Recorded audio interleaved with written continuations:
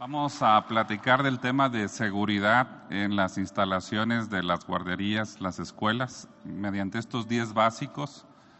Y en ese entonces, hace 20, 30 años, no había leyes, ni normas, ni cosas que regularan esto en las escuelas. Dentro de las cosas básicas que nosotros debemos de estar conociendo son, por ejemplo, simulacros. En el caso de las guarderías tendrían que hacerlos cada 2 meses, alguna situación de riesgo. Alguien que se resbale, que se descalabre, que se fracture, una fuga de gas, una colisión de un vehículo que entre a la escuela o que rompa las bardas. Ese tipo de escenarios de riesgo deberían de ser simulados. ¿Y qué haría yo? Ahora, hay simulacros que requieren una evacuación, que todo mundo salga de la instalación. Son situaciones de riesgo mayor. Por ejemplo, una fuga de gas, ¿tendríamos que dejar dentro o fuera a los niños?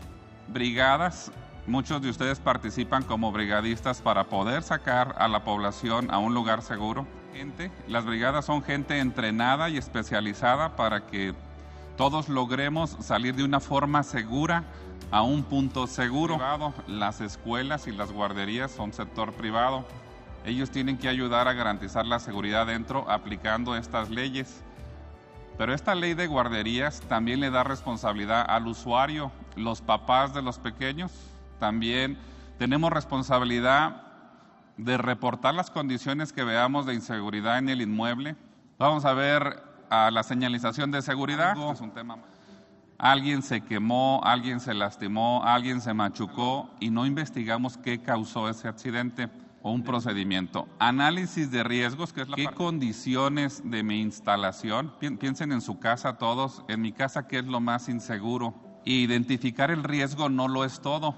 Los riesgos se identifican, pero luego hay que tratarlos, hay que hacerles algo para que bajen su nivel de riesgo. Acá, documentación legal. ¿Qué debo de tener? Si yo tengo una instalación de gas, la ley me obliga a tener un dictamen de seguridad de la instalación del gas, de riesgos biológicos y finalmente la instalación eléctrica. La instalación eléctrica causa muchos accidentes, contactos en la parte baja de las instalaciones, generalmente puede generar una electrocución. Lo que hacemos en los tableros, ponemos etiquetas amarillas que digan riesgoso, peligro de electrocución, peligro de muerte, e identificamos mediante señales. Para las señales, tomen nota, es una norma, buscar la norma 26 y ahí viene cuál señal es la de eléctricos, cuál señal es la de las rampas, cuál señal es la de los pasamanos, señales oficiales. Los simulacros nos van a ayudar a prepararnos para responder a una emergencia. Intoxicaciones, tanto alimenticias como químicas. ¿Qué intoxicaciones puede haber en mi área de trabajo? Sabemos quiénes son alérgicos a alimentos, a medicamentos, o quién tiene alguna condición vulnerable que le pueda provocar un riesgo. Entonces, simulacros de quemaduras. ¿Cuál sería lo ideal para un primer auxilio de quemaduras? ¿Qué hacemos para incendio? Usualmente, ¿qué tenemos para atacar un incendio? Dice la ley que todo mundo debemos de saber manejar un extintor. Fuga de gas. Ahora, puede haber simulacros por condiciones externas. A veces nuestros centros de trabajo están en lugares inseguros, donde puede haber vandalismo, sabotaje, hay mucho tráfico. Deberíamos de simular situaciones de ese tipo.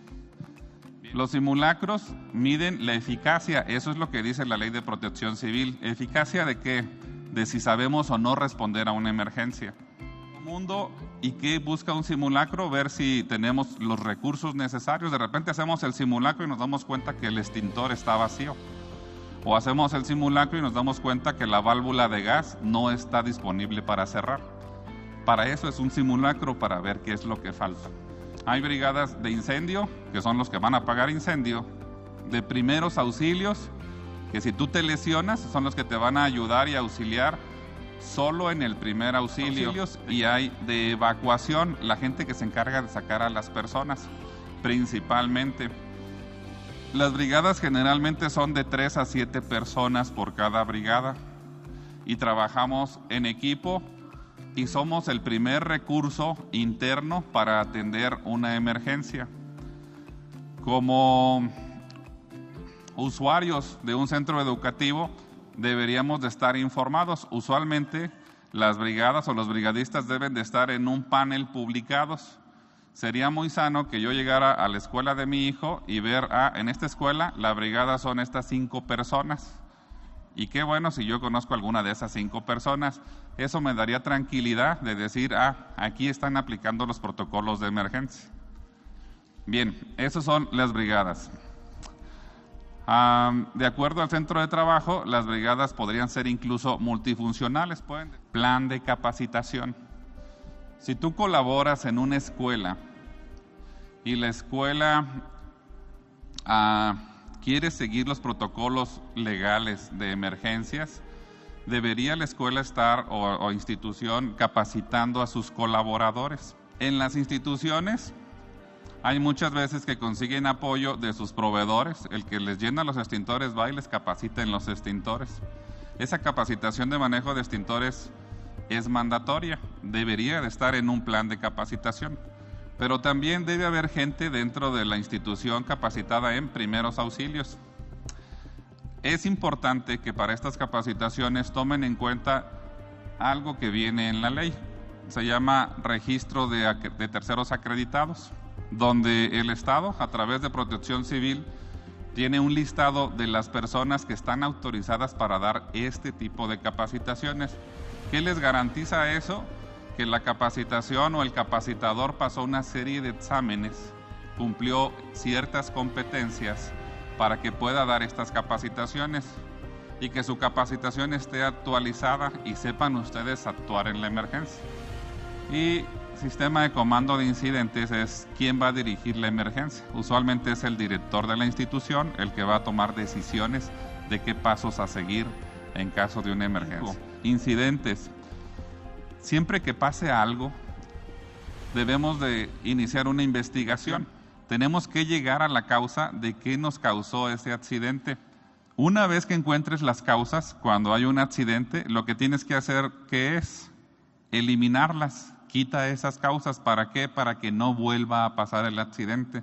Que puedas tener un procedimiento en tu institución de investigación de incidentes y lo hagas con la persona a cargo de esa área, con la directora de la institución y con el técnico que tengan de mantenimiento, puedan hacer una investigación apropiada en el área.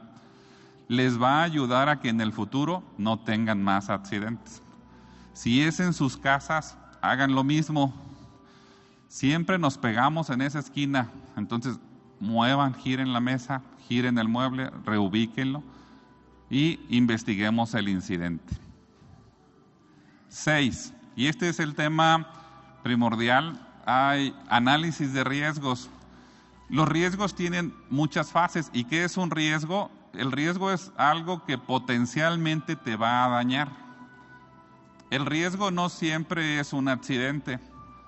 Además, si en el pasamanos lo pintas de amarillo, estás advirtiendo que hay un peligro. Además, si en la escalera y el pasamanos le pones una banda antiderrapante, controlas el riesgo. Además, le puedes poner un letrero, use el pasamanos. Una vez que identificas los riesgos, los vas a tratar. Ahora, hay muchos tipos de riesgos. Desde el psicosocial, riesgos químicos. Sin una hoja de seguridad no tenemos nada de información del químico. Y habríamos que tener mucho cuidado con los riesgos químicos, qué manejamos, con qué limpiamos y encontrar una línea, sobre todo de productos biodegradables, de productos amigables con el medio ambiente. Riesgos físicos. La parte física no tiene que ver con el cuerpo. En los riesgos físicos nosotros tenemos que estar conscientes del entorno respecto a cuánta luz hay en mi lugar de trabajo. Pero los riesgos físicos, además de la iluminación, está el ruido. Dice la norma de ruido, porque hay un estándar atrás, que en las escuelas se permite hasta más o menos 90 decibeles de ruido durante la hora del recreo. Eso es mucho ruido. Toda la gritadera del recreo es mucho ruido. Calor, habría que ver la condición de ventilación, cómo se pone en mayo con el calor y cómo se pone en diciembre con el frío. Riesgos mecánicos, ¿cómo identifican La parte mecánica es cuando alguien sufre un atrapamiento, se le atrapó la mano en la puerta, se resbaló, esa es parte mecánica, se quemó, es algo mecánico, se cortó con alguna herramienta o algunas tijeras, eso es parte mecánica. Riesgos biológicos. Los riesgos biológicos son cuando hay formación de bacterias dentro del área de trabajo o algún tipo de virus. Ergonómicos. Dice la ley en los temas de ergonomía que las mujeres máximo pueden cargar 14 kilos. ¿Cuánto les pesan los chamacos a ustedes? Digamos. Riesgos externos, geológicos, que se mueva la tierra, que haya un sismo. Hidrológicos. Otro riesgo es una inundación. Hay riesgos socioculturales y químico-tecnológicos. Para el riesgo hay una norma internacional, ahí arriba está, una ISO 31000, plan de trabajo. Todo lo que ya les comento, ustedes deberían de ir haciendo una lista y esa lista va a ser su plan de trabajo, su lista de tareas para todo el año. Decir, me debo de capacitar en extintores, debo de corregir el escalón, voy a pintar el barandal, voy a ir al congreso del siguiente año. Todas esas listas le ponen cuándo va a suceder y tienen que garantizar que suceda. Es la mejor forma. Sin un plan de trabajo es difícil, es como meternos a dieta y decir voy a bajar 20 kilos, pero no dices cómo, pues milagrosamente no sucede. Hay muchas dependencias que regulan todas las instituciones. Secretaría de Gobernación, Secretaría de Salubridad, en Gobernación está Protección Civil, Secretaría del Trabajo y Previsión Social. Todas las instituciones están preocupadas porque los lugares de trabajo sean seguros y tienen buenos lineamientos. A veces el problema es que nosotros como dueños o trabajadores de las instituciones no los conocemos. Por eso. Bueno, es un requisito legal. O sea, no les debería decir que se los recomiendo, les digo más bien cumplan el requisito legal.